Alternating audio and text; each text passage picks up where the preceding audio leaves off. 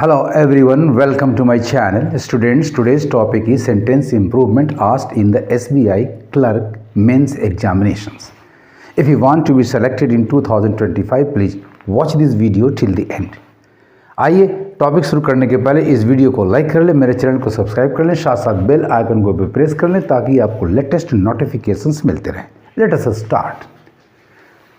Question number 1, what is needed now is not mere declarations or promises, but actions to fulfill the promises already made. The underlined part is promises already made.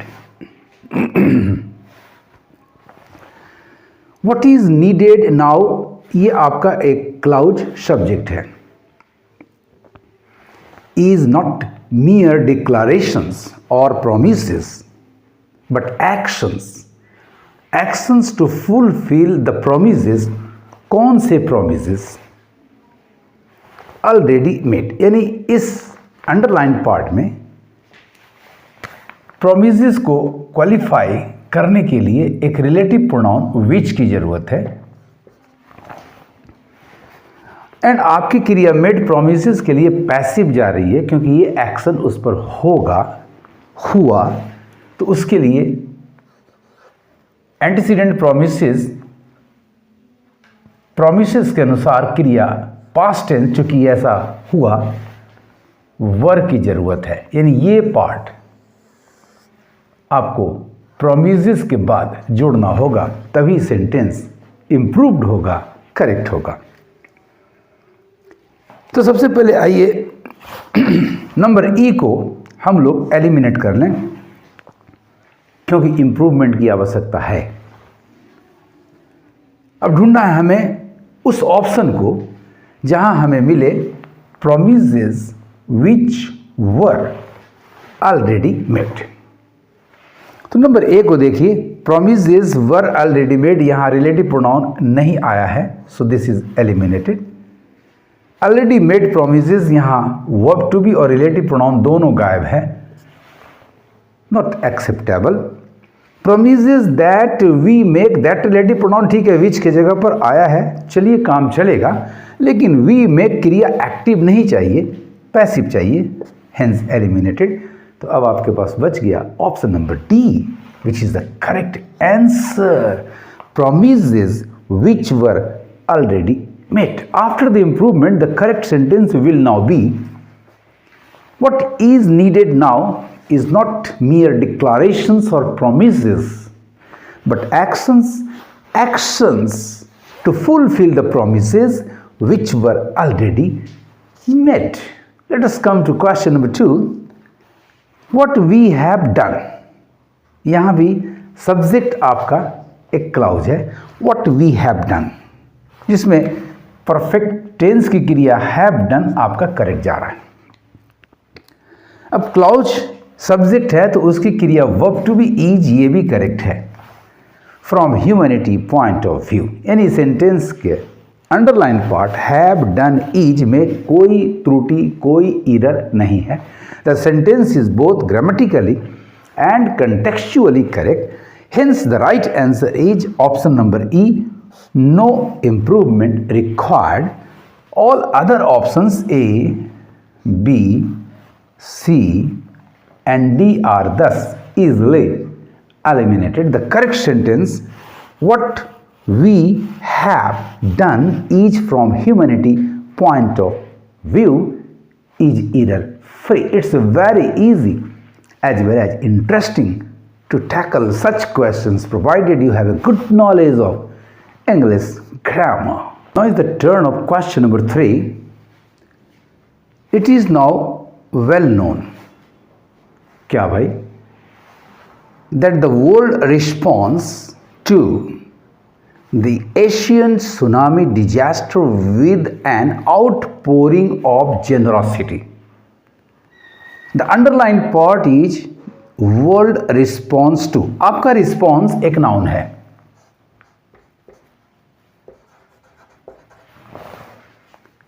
तो world उसके हिसाब से possessive होना चाहिए था, यानी होना चाहिए था words apostrophe S, words response.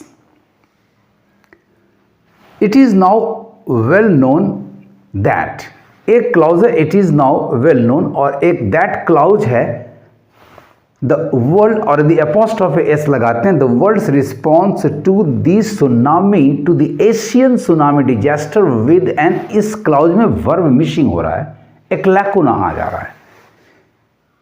तो वर्ड्स रिस्पॉन्स यदि करते हैं तो उसके बाद एक वर्ब टू बी चाहिए, the words response to the Asian tsunami disaster was, और यहां हम वॉज लगा नहीं सकते क्योंकि हमें जो भी इंप्रूवमेंट करेक्शन करना है वो अंडरलाइन पार्ट में है, यानी वर्ड्स रिस्पॉन्स नहीं होगा। तो इस तरह का एक ऑप्शन नंबर बी में दिखाई पड़ रहा है, ये एलिमिनेटेड हो गया। इंप्रूवमेंट की जरूरत है तो नंबर ई भी आपका एलिमिनेटेड हो गया। तो हमें इस रिस्पॉन्स नाउन को ही चेंज करके वर्ब बना देना पड़ेगा, और रिस्पॉन्स का वर्ब होता है रिस्पॉन्ड, और रिस्पॉन्ड का पास्ट टेंस फॉर्म हो गया रिस्पॉन्डेड, यानी हमारा इंप्रूवमेंट होना चाहिए वर्ल्ड रिस्पॉन्डेड टू। देखते हैं किस ऑप्शन में प्राप्त होता है। तो ऑप्शन नंबर ए आपका है वर्ल्ड रिस्पॉन्डेड टू, बिल्कुल सही मिल गया। बी और ई एलिमिनेटेड पहले ही हो चुका है, तो बचा सी और डी, ये भी एलिमिनेटेड हो गया। बी में आपका है वर्ल्ड हैड ए रिस्पॉन्स, यहां टू मिसिंग है और हैड की जगह गेव होना चाहिए था, the world gave a response to, तो भी सेंटेंस हमारा करेक्ट होता, बट ऐसा है नहीं। डी में वर्ल्ड रिस्पॉन्डिंग फॉर, ये एक्सेप्टेबल नहीं होगा because it cannot fit here. The right answer is thus option number A, world responded to. The correct sentence after the improvement will now be, it is now well known that the world responded to the Asian tsunami disaster with an outpouring of generosity. Let us come to question number 4. The most important quality a chief executive should have a noble character. Underline part should have a. अब देखिए इसमें दो clauses हैं, the most important quality which या that, चूंकि antecedent superlative degree है अतः that better होगा। चलिए दैट के बाद अ चीफ एग्जीक्यूटिव कंसिक्वेंट आ रहा है तो हम ऑब्जेक्टिव रिलेटिव प्रोनाउन को ओमिट कर सकते हैं, चलिए उसकी कोई जरूरत नहीं है। A chief executive should have और adjective clause relative pronoun omission के बाद बचा हुआ हिस्सा जो reduced adjective clause है उसका verb यहाँ मौजूद है should have। आ रहा है कॉम्प्लीमेंट के लिए, प्रिंसिपल क्लाउज का कॉम्प्लीमेंट नोबल कैरेक्टर के लिए, तो फिर प्रिंसिपल क्लाउज की वर्ब टू बी मिसिंग है, यानी हमें डालना होगा हैव और ए के बीच ईज होना चाहिए था, तो हमारा सेंटेंस बिल्कुल करेक्ट होता। देखते हैं शुड हैव और ए के बीच ईज किस ऑप्शन में है। तो चूंकि इंप्रूवमेंट की आवश्यकता है तो सबसे पहले आप ई को भगा दें, एलिमिनेट कर दें। मस्ट हैव अ, यहां चलिए शुड की जगह मस्ट मान सकते हैं लेकिन फिर ईज की कमी है, so not possible, eliminated. Should have to be नहीं, हमें वर्ब टू बी चाहिए, eliminated. Should be is not possible क्योंकि इसके बाद कॉम्प्लीमेंट होता है और कॉम्प्लीमेंट आपका शुड बी नहीं क्वालिटी दिखा रहा है, तो शुड है वो क्वालिटी आपके पास होनी चाहिए, यानी शुड बी नहीं काम करेगा। तो बच गया आपके पास D, this is the correct answer. Should have is a noble character. In the correct sentence after the improvement will now be the most important quality a chief executive should have is a noble character. Now is the turn of question number 5. Despite considerable achievements in other areas, contrast, humans still cannot control weather and probably never be able to do so. The underlined part is probably never be able to do so. अब देखिए and के पहले can modal verb के साथ main verb number 1 आया है, यानी auxiliary verb आपका कैन है नेगेटिव में, उसके बाद मेन वर्ब 1 है। अंडरलाइन पार्ट में प्रोबेबली नेवर के बाद बी आया है, यानी इसी कैन को लिया गया, जबकि यहाँ एबल कॉम्प्लीमेंट एक एडजेक्टिव है और यहाँ मेन वर्ब नंबर 1 है। ये एग्रीमेंट प्रॉपर नहीं है, यानी हमें यहाँ भी एक verb to be auxiliary verb कर लीजिए, कैन या विल, चूंकि कैन फ्यूचर दिखाता है, कैन या विल की जरूरत है। और बी की जगह या नेवर की जगह, जो कि एक मिड पोजिशन एडवर्ब है, वो बी के पहले होगी, यानी हमें नेवर के पहले विल या कैन लाना होगा। फर्स्ट ऑफ ऑल इंप्रूवमेंट की रिक्वायरमेंट है, तो ऑप्शन नंबर ई को हम भगा दें, एलिमिनेट कर दें। अब हमें चाहिए करेक्शन में प्रोबेबली विल या can never be able to do so. देखिए किस ऑप्शन में प्राप्त होता है। Let us examine the options. Probably not be, यहां भी देखिए कैन या बी नहीं आ रहा, so this is not possible. Perhaps be never have ability, चलिए एबल को नाउन में चेंज किया, एबिलिटी है, और एबिलिटी के बाद भी इन्फिनेटिव वर्ब आता है। फिर यहां हमें चाहिए परहैप्स नेवर, बी को हटाना होगा क्योंकि एग्रीमेंट नहीं कर रहा है। परहैप्स विल नेवर हैव या कैन नेवर हैव एबिलिटी, ऐसा होना चाहिए था, but this is not found out here, hence eliminated. Probably will, चलिए कैन की जगह विल मिल गया, probably will never be able to do so, this is the correct option.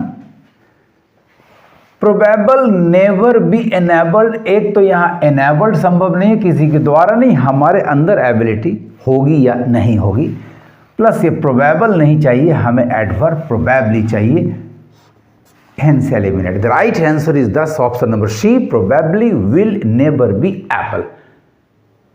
Hence, after the improvement, the correct sentence will be, despite considerable achievements in other areas, humans still cannot control weather and probably will never be able to do so. Let us come to the last question, question number 6. The newlywed couple was shocked when it was observed that many people who had been invited missing. आपका principal clause है, the newly wed couple was shocked. फिर एक adverb clause है, when it was observed.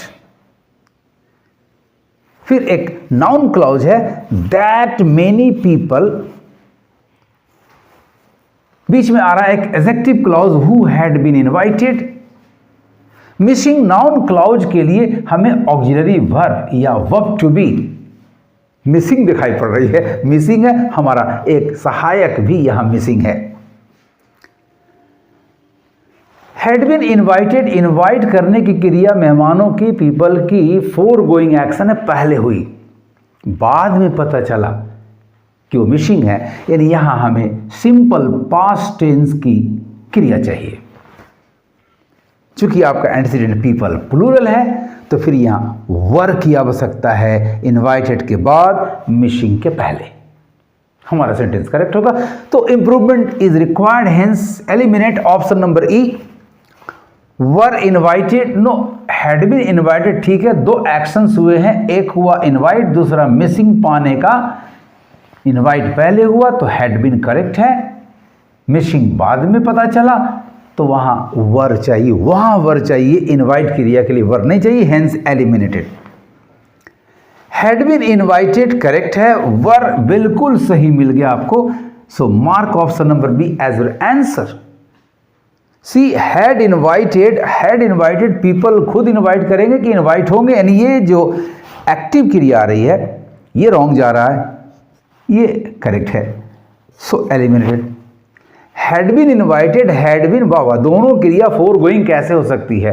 Past in past की condition को देखें तो invitation पहले हुआ, मिसिंग की जानकारी बाद में हुई। So this is eliminated. The right answer is this option number B, had been invited, were, यानी यहां में इनवाइटेड और मिसिंग के बीच में वर लाना होगा। The correct sentence after the improvement will be, the newlywed couple was shocked when it was observed that many people who had been invited were missing. It's very easy and interesting for you to do, to tackle such questions provided you have a very good knowledge of English grammar, the order of sentences, order of words. आपको मेरा ये video यदि अच्छा लगा हो तो like share subscribe जरूर करना। Thank you for watching my video. पढ़ते रहिए, आगे बढ़ते रहिए।